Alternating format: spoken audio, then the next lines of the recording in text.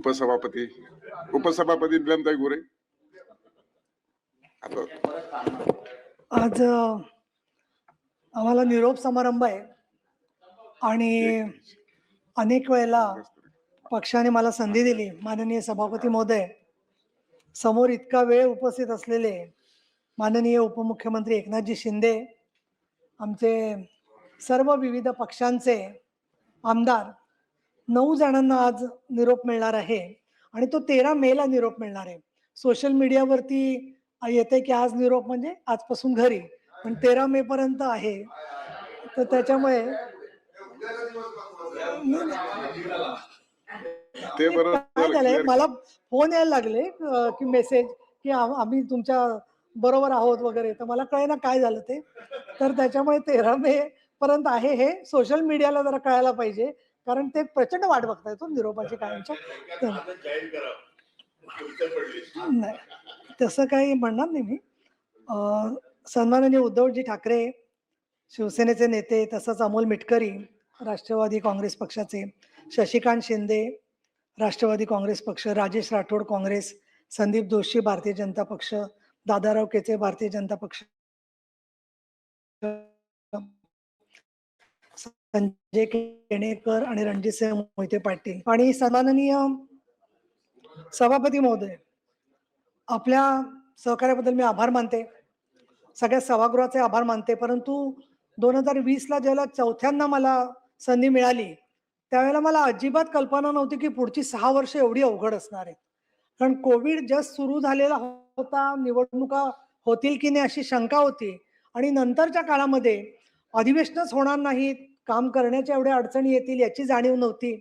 आणि विशेष म्हणजे 2022ला जी विधान परिषदेची आणि राज्यसभेची निवडणूक झाली, त्याच्यानंतर एवढं मोठं शिवसेनेत स्थित्यंतर होईल याचं सुद्धा सुतराम सुद्धा मला कल्पना नव्हती. 24 वर्ष आतापर्यंत काम केलं. आमदार म्हणून काम करत असताना माननीय मी शिंदे साहेबांचे आभारी आहे, फडणवीस साहेबांचे आभारी आहे. अनेक सदस्यांनी माझा उल्लेख केला. खरं सांगायचं तर इतक्या दिवसांचा विक्रम मी केलाय मला शिंदे साहेबांमुळे कळलं. कारण वर्ष कशी गेली आणि कसे दिवस गेले याच्यामध्ये एक एक टर्म, म्हणजे त्याच्यात संजय शिरसाटी होते, शंभूराजे देसाई होते. 2002ला पहिल्यांदा मी ज्याला आमदार झाले त्यावेळेला हिंदू सम्राट शिवसेना प्रमुख बाळासाहेब ठाकरे होते, उद्धव ठाकरे होते, नारायण राणे सुद्धा पक्षात होते. त्यामुळे सगळ्यांचं त्याच्यात त्यांची चर्चा झाली आणि मला ज्यावेळेला मिळालं आमदारकी, आता सगळंच खोटं बोलणं पण बरोबर नाहीये, पण प्रचंड विरोध होता, खूप विरोध होता. म्हणजे तो नंतर मला हळूहळू कळला. आणि त्या विरोधाच्या मध्ये 2005 मध्ये नारायण राणे साहेबांनी पक्ष सोडला. त्याच्यानंतर पोटनिवडणुका मी अगदी एक वाक्यामध्ये एक फेज घेते. म्हणजे मोठ्या साहेबांच्या भाषेत मोठ्या साहेबांच्या भाषेमध्ये त्यांनी काय शब्द वापरला रंगशारदामध्ये, तो सुद्धा माहिती आहे आम्हाला, लक्षात आहे. रंगशारदामध्ये मोठ्या साहेबांनी काय शब्द वापरला तोही आम्हाला लक्षात आहे. पण आता महोदय, त्या पोटनिवडणुकांच्या मध्ये रामटेक, दर्यापूर, श्रीवर्धन, कणकवली, वडाळा सातत्याने पोटनिवडणुका, आणि याच्यामध्ये माननीय शिंदे साहेब, अनिल परब, मिलिंद नार्वेकर, अनेक जण 30-40 दिवस बॅगा घेऊन उन्हामध्ये सगळ्या त्या पोटनिवडणुका जिंकण्यासाठी.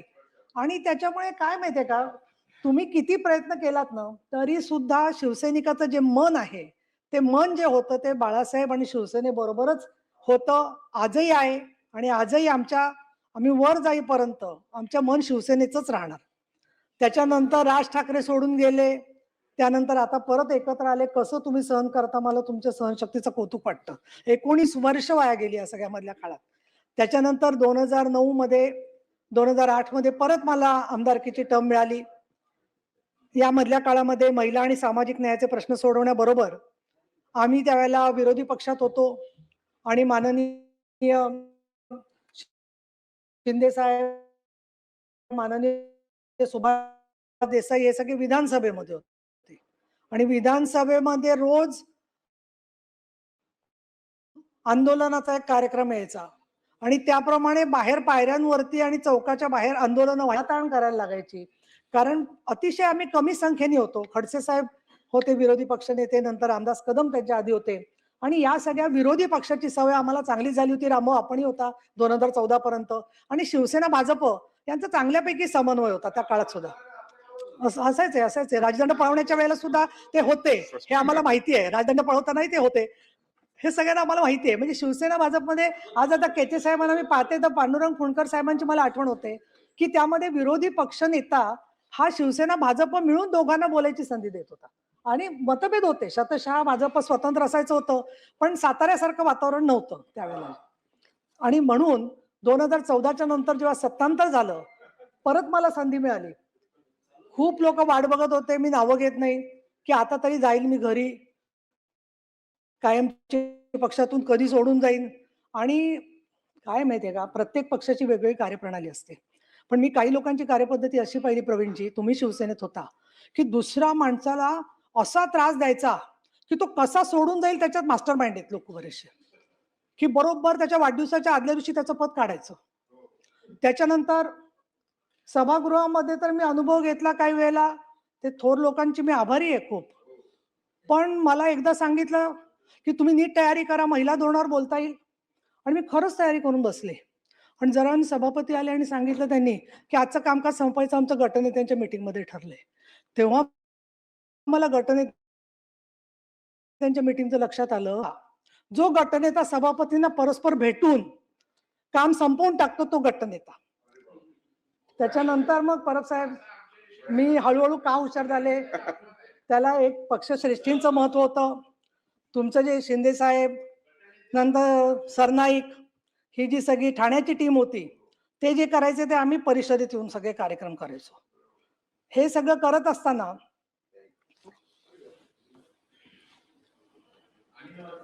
नाही नाही अनिलचा नाही, अनिल खूप सफर केलं अनिलने, पण तरी तो अजून सफर करतो, त्याची सवय जात नाही.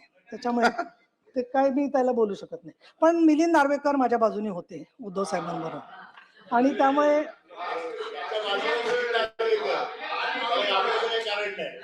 नाही नाही नाही नाही मुळात एक असं आहे, मोठ्या साहेबांचं आणि उद्धव साहेबांचंही लक्ष होतं. मोठे साहेब काय सुरामध्ये मिलिंदशी बोलायचे तुम्हाला सर्वांना स्टोरी माहिती आहे. त्यामुळे काय सोपं नव्हतं शिवसेनेमध्ये सगळं हे काम करणं. पण हे सगळं काम करत असताना मला एक कृतज्ञता मुद्दाम व्यक्त करायला पाहिजे अनेक बाबतीतली, की मला कधीही पक्षाने असं सांगितलं नाही की अमुक प्रश्नांवर तुम्ही काम करू नका. मला कधी सांगितलं नाही की अमुक्या पोलीस अधिकाऱ्याविरुद्ध तुम्ही बोलू नका. मला कधी सांगितलं नाही की अत्याचार पीडितांची तुम्ही बाजू घेऊ नका. इतकंच नव्हे तर पुण्यामध्ये काही भूखंड माफिया होते, की ज्यांनी वेगवेगळे भूखंड पळवले होते आणि जे आता एका पक्षाचे अध्यक्ष आहेत, अशा माणसाच्या विरोधात सुद्धा मी उभे राहिले, तर मला कायम सहकार्यच मिळालं. इतकंच नव्हे तर दगडफेक, डोंगरावरून ढकलून देणं, झोपड्यात कोंडून ठेवणं, असे अनुभव पण मी घेतले. आणि काही काही वेळेला समोरून सहानुभूती यायची. पण एखादा म्हणायचा मला आमदार, आम्हाला वाटलं तो तुम्हाला मारलं असतं तर बरं झालं असतं. पण शिवसैनिक ही कवच कुंडल आहेत आमच्यासारख्या लोकांची, की प्रत्येक ठिकाणी त्यांनी आम्हाला संरक्षण दिलं, सहकार्य दिलं. आणि 2008 ते 2014 या काळामध्ये आदर्श घोटाळा, त्याचबरोबर बॉम्बस्फोट मुंबईत झालेला, अशा अनेक मुद्द्यांच्या वरती शिवसेना भाजप एकत्र लढत होते सभागृहात. त्यावेळेला मला तर वाटतं 100 शोज तरी वेगवेगळे झाले असतील चॅनेल्सवरती, की शिवसेनेकडून मी आणखीन भाजपकडून देवेंद्र फडणवीस साहेब पक्षाची भूमिका मांडायला आम्ही असायचो आणि खूप मोठ्या प्रमाणात प्रवक्ता म्हणून सुद्धा मला काम करता आलं. हे सगळं काम करत असताना 2014च्या पर्यंत आणि आतापर्यंत 98, 2004, 2009, 2014, 2018, 2024 अशा 6 लोकसभा आणि विधानसभा निवडणुका आणि त्याचबरोबर महानगरपालिका निवडणुका याच्यामध्ये पक्षाच्या प्रचाराचं आणि प्रवक्ता म्हणून मी काम केलं. काही मोठ्या साहेबांच्या सभांना उपस्थित राहता आलं. अक्षरशः रोमांचकारी असं वातावरण असायचं. संभाजीनगरच्या सभा संजयजी शिरसाट तुमच्या लक्षात आहेत आपल्या सगळ्यांच्या, की ज्याच्यामध्ये अगदी संपूर्णपणाने एक प्रचंड असं मैदान भरलेलं असायचं लोकांनी आणि तिथे मोठे साहेब जेव्हा बोलायचे तेव्हा वंदे मातरम तिथे आम्ही ऐकायचो. तेव्हा असं वाटायचं की पुनर्जन्म झाला तर तो शिवसेनेतच व्हावा, हीच कायम मनामध्ये भावना होती. 2014ला मला संधी मिळाली परत. त्यावेळेला विधानसभेमध्ये निवडणुकीच्या शेवटच्या क्षणापर्यंत शिवसेना भाजपची युती होती. परंतु शेवटच्या क्षणी खडसे साहेबांनी जाहीर केलं की युतीचा पोपट मेला आणि आम्ही स्वतंत्र निवडणुका लढलो. स्वतंत्र निवडणुका लढल्यानंतर पुढचे 6 महिने हे काय करायचं याच्यावरती खल चाललेला होता. आणि मग माननीय शिंदे साहेबांना विरोधी पक्षनेता करून काही दिवस चालवलं गेलं आणि नंतर आम्ही सत्तेमध्ये सहभागी झालो. मग सत्तेमध्ये सहभागी झाल्यानंतर आम्हाला बोलायची पंचायत झाली. कारण आम्ही सत्तेत सहभागी होतो. मग आम्हाला काय झालं, की काँग्रेस आणि राष्ट्रवादी काँग्रेस जे 289 द्यायचे, त्याचं आम्ही पॉइंट ऑफ इन्फॉर्मेशन करायचो. आणि आम्हाला सभापती पॉइंट ऑफ इन्फॉर्मेशन आधी मांडायला द्यायचे आणि त्याच्यानंतर 289 द्यायचे. हे सगळं आम्ही करत असताना अर्थातच पक्षाचं आम्हाला सांगणं होतं, की हे सगळं तुम्ही काम करायचंय.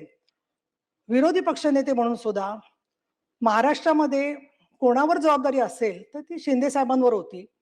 63 मतदारसंघातले 63 आमदार घेऊन, दुष्काळी परिस्थितीचा आढावा घेऊन तो नागपूर अधिवेशनामध्ये फडणवीस साहेबांकडे मांडायचं काम आपण सगळ्यांनी केलं. तुम्ही होता. आपण विधानसभात गेलो, अनेक राज्यसभेत गेलो. आज सुद्धा विरोधी पक्ष तसं काम करतोय का तुम्ही स्वतःच्या मनाला विचारा, की प्रत्येक ठिकाणच्या परिस्थितीचा आढावा घेतला जाणं. आणि 2014 पासून ते शिवसेना भाजपचं युती असली तरी आम्ही सारखं ऐकत होतो, की मंत्र्यांचे राजीनामे खिशात आहेत. आपल्याकडे काय अशी पद्धत नाहीये मंत्र्यांना आपल्याच विचारायचं, की तुम्ही कधी राजीनामे देणार. पण विशेष हक्क समितीची प्रमुख मी झाले. ते काम करण्याची संधी मिळाली. त्याचबरोबर सभागृहामध्ये मांडत असताना बऱ्यापैकी म्हणजे सहकार्य पण काही बाबतीत शासनाचं मिळालं.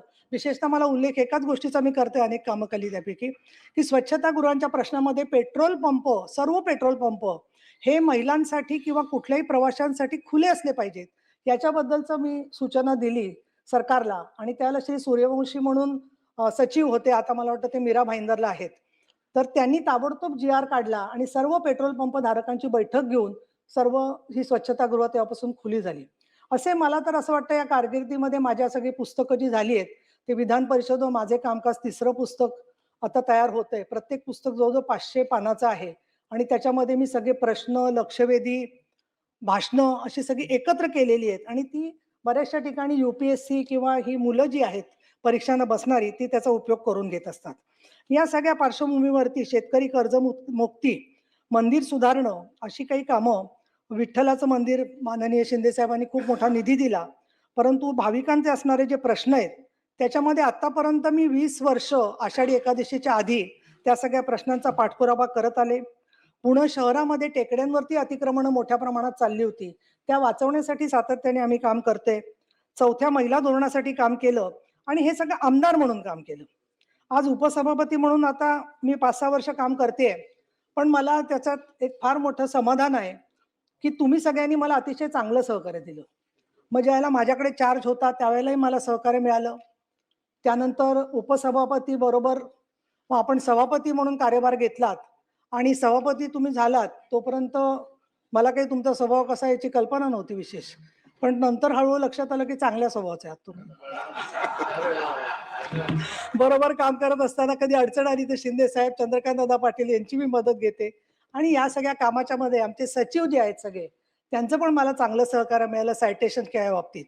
2022 पासून नंतरच्या काळात जसे आपली अधिवेशनं नीट सुरू झाली त्याच्यामध्ये मला प्रवीण दरेकर, प्रसाद लाड आणि भाजपच्या सगळ्या सभासदांचा उल्लेख पण करायला पाहिजे. या बाजूचे जसे अनिल परब किंवा बाकीचे सदस्य होते त्याचबरोबर, की तिथे सुद्धा ज्या ज्या वेळेला उपसभापती म्हणून मला कुठली अडचण आली तर आपण एकच पक्ष असल्यासारखं सातत्याने सहकार्य मला मिळत गेलं.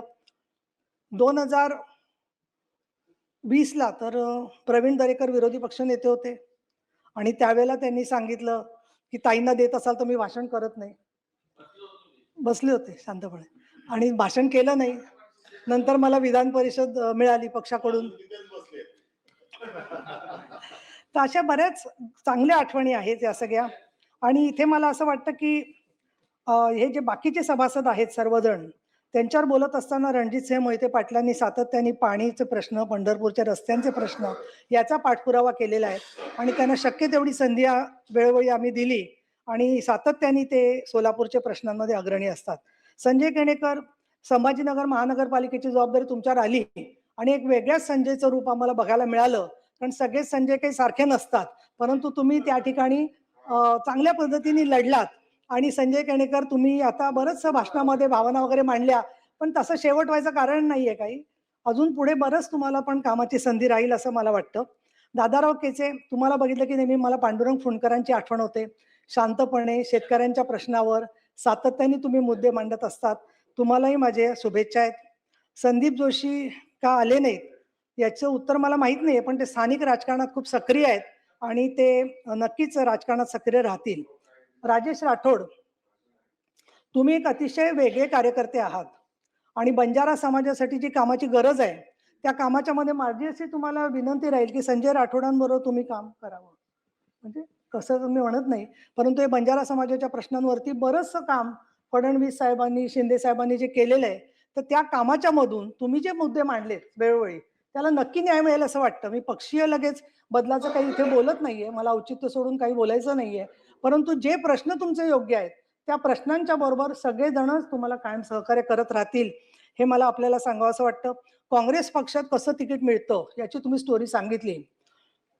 तर ते दिव्य आहे असं मला वाटतं तिथे सुद्धा, आणि तरी तुम्हाला संधी मिळालेली आहे. शशिकांतजी शिंदे, तुम्हाला एवढं शांत बसलेलं बघून मला कसं तर कसं तरी वाटतं, कारण 1 तास असा जात नाही की तुम्ही हात वर केला नाही. कायम तुम्ही मांडत असता, उत्स्फूर्तपणे मुद्दे तुमचे असतात. साताऱ्यात तुमचं साम्राज्य आहे आणि तुम्ही जरी राजे नसलात तरी जनतेचे राजे तुम्ही आहात. कारण कारण लोकसभेला तुम्ही ज्या प्रकारे निवडणूक लढवली प्रतिकूल परिस्थितीमध्ये, ती खरंच कौतुकास्पद आहे. आणि मी कुठल्याही जिल्ह्यात गेले की माझं जसं चांगल्या प्रतिक्रियांवर लक्ष असतं, तसं कोणाबद्दल काय वाईट बोलतायत तेही पोचतं. पण फारसं आलं नाही माझ्या कानावर अनेक गोष्टी ज्या आहेत त्या. त्यामुळे मला असं वाटतं की सातारा आणि पश्चिम महाराष्ट्राच्या मध्ये तुमच्या कामालाही मी मनापासून शुभेच्छा देते. तुमच्या मिसेस गेलेले दिसत आहेत, पण त्या पण फार सद्गुणी आणि अतिशय कार्यक्षम व्यक्ती आहेत. निम्म काम त्याच करतात असं मला, म्हणजे माझी धारणा आहे, संशय म्हणणार नाही, पण निम्म काम त्या करतात असं मला साधारणपणे दिसतंय सगळं. त्यामुळे त्यांनाही मी शुभेच्छा देते. अमोल मिटकरी, खूप तुमची काळजी वाटते मला, कारण प्रत्येक वेळेला राजकारणात मनासारखं होतं तसं नाही, पण होऊ शकतं. सकारात्मक भूमिका आपण ठेवायची शेवटपर्यंत. आणि इतकंच मला सांगायचं की कुठेतरी शेतीच करत बसलो, कुठेतरी दुसरीकडे कीर्तनकार झालो, असं काही न करता राजकारणामध्ये जे काम करता येईल ते प्रवाहात राहून केलं तर तुमचं भविष्य उज्ज्वल आहे आणि मला त्याच्यात खात्री वाटते या संदर्भामध्ये. आणि तुम्ही असं सांगताय ना, ते सप्ताहाचा राशी भविष्य सांगण्यासारखं वाटतं. कारण भविष्य कसं घडवायचं ते आमच्या नेत्यांना माहिती आहे. हा, तर त्या संदर्भात आता माननीय उद्धव साहेब ठाकरे, ते नसताना बोलणं बरोबर नाही काही, पण मला एक असं वाटलं वाईट की त्यांनी स्वतःबद्दलचीच कविता स्वतः का म्हणून दाखवली. कारण ती कविता माझी इतकी पाठ झाली होती ना, आणि विशेषतः मुख्यमंत्री झाल्यावरती आमची प्रचंड अपेक्षा होती. शिंदे साहेब, काय सांगायचं, आम्हाला असं वाटलं आम्ही धन्य झालो की बाळासाहेब ठाकरेंचे चिरंजीव मुख्यमंत्री झाले. पण नंतर नंतर शेवटचे वर्षभर तर फार वाईट गेलं. भेटच मिळायची नाही, आपण नको त्याची रोज खात्री पटायची.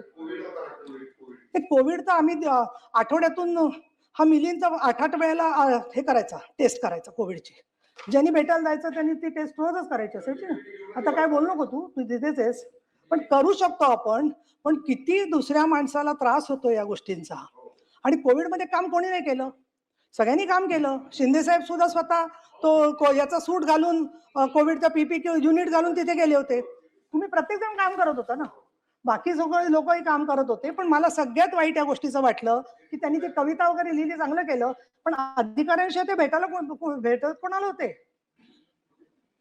आणि काय आता काही गोष्टी बोलायच्या नाहीत, त्यांनी ती कविताशी त्यांनी ती वाचली शेवटची की मला कोणी समजून घेतलं नाही म्हणून. तर मला काय वाटतं की एवढे मोठे प्रश्न असताना मोठे साहेब होते, त्यांना प्रश्न नव्हते का? त्यांची मी ऋणी आहे याच्यासाठी की त्यांनी मला 3 वेळा आमदार केलं. आता याच्यानंतर मला एवढं ट्रोलिंग होणार आहे की ते ट्रोलिंग म्हणजे, कारण ते 20 पैसे रेट प्रमाणे 3 दिवसाचं ट्रोलिंग ठरलेलं असतं. ते 3 दिवस होतच ट्रोलिंग, आणि त्याच कॉमेंट्स परब साहेब काहीतरी, माझं म्हणणं नवीन काहीतरी शोधून तरी घालायला पाहिजे त्यांनी. तेच होत असतं. दुसरं मला कळलं नाही, कोणी रेडा मारला का कोणी अजून देवीकडे गेलं. अरे आपण स्वतः काय काय करतो श्रद्धेच्या नावाने, त्याचा प्रत्येकाला स्वतःला माहिती आहे ना काय करतो ते.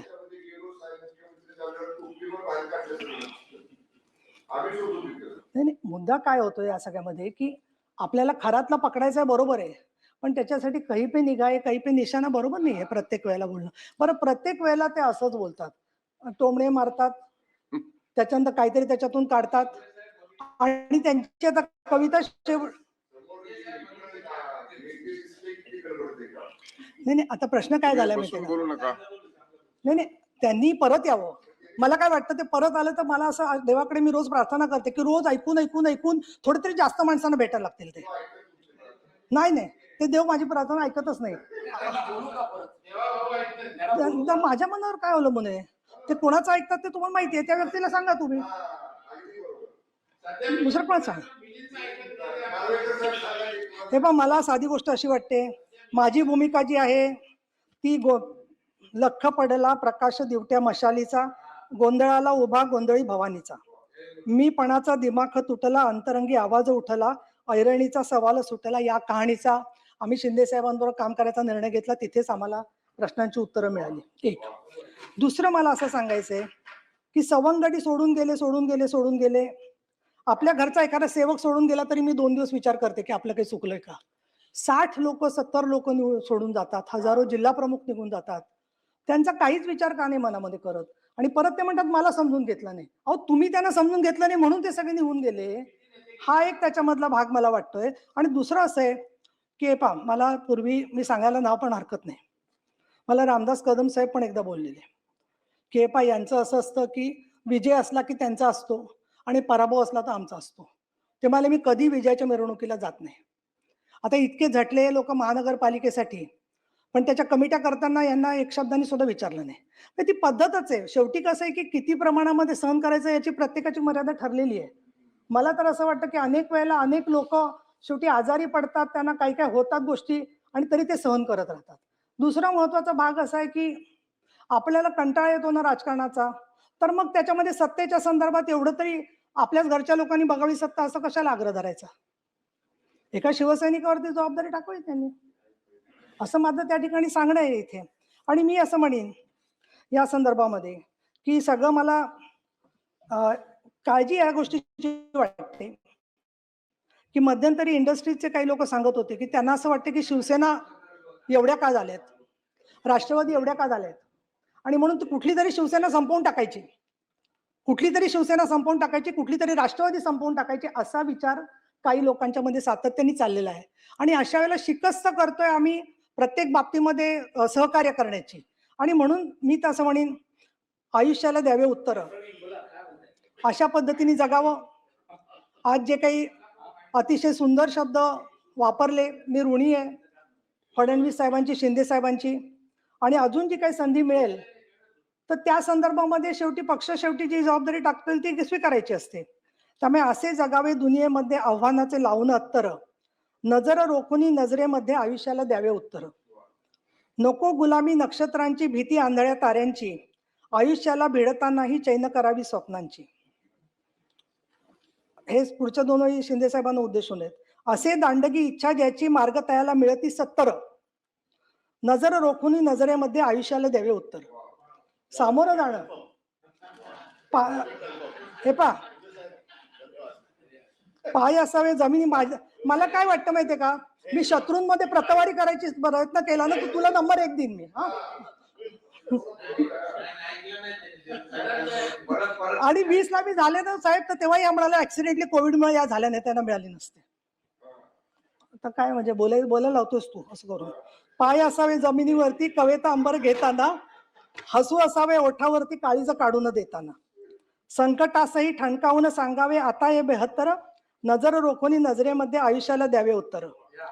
करून जावे असेही काही दुनियेतून या जाताना, गहिवर यावा जगास साऱ्यात निरोप शेवटचा देताना, स्वर कठोर त्या काळाचाही क्षणभर व्हावा कातर कातर, नजर रोखोनी नजरेमध्ये आयुष्याला द्यावे उत्तर. ही गुरु ठाकूर यांची कविता आहे. आज रामभाऊ सभापतींना फार मोठं सहनशक्ती ठेवायला लागते, त्यामुळे आज तुम्हाला ती मजा आली असेल सगळ्या एवढी भाषणं ऐकायची वगैरे. पण तुमचं आम्हाला कायम सहकार्य असतं आणि त्याच्यामुळे खूप चांगलं काम करता आलं. मी आपली सगळ्यांची आणि सभागृहाची ऋणी आहे. धन्यवाद. जय महाराष्ट्र.